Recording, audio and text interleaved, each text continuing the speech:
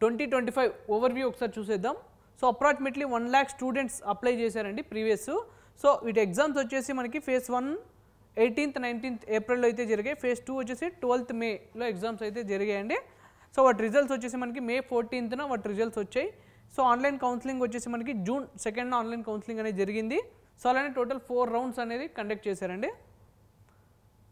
So ఇటు exams అనేది 2 phases conduct చేస్తారండి. ఆ 2 phases బెస్ట్ స్కోర్ ఏదైతే ఉందో సో అది కన్సిడర్ చేస్తారు.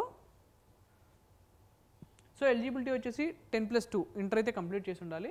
సో 50% స్కోర్ అయితే చేసి ఉండాలండి physics or mathematics and any one of chemistry or biology వీటిలో 50% అయితే వచ్చి ఉండాలండి. వీటిలో PCM స్ట్రీమ్ వాళ్ళకి బీటెక్ ప్రోగ్రామ్స్ ఉంటాయి. అలానే PCB స్ట్రీమ్ వాళ్ళకి BPharmacy, PharmD, BSc honours in nursing అనే కోర్సెస్ అనేది అవైలబుల్ ఉంటాయి. సో అలానే PCM stream eligible for all BTech programmes, PCB stream eligible for selected courses BPharmacy and PharmD and BSc honour in nursing. Mode of exam వచ్చేసి మనకి computer based exam అండి. So total marks వచ్చేసి 240 marks ఉంటాయి. Questions వచ్చేసి multiple choice questions ఉంటాయి. అలానే numeric answer questions అనేవి ఉంటాయి. సో 4 మార్క్స్ వచ్చేసి ఎవరి కరెక్ట్ ఆన్సర్కి 4 మార్క్స్ ప్లస్ ఉంటుంది. అలానే -1 mark deduct for each wrong answer.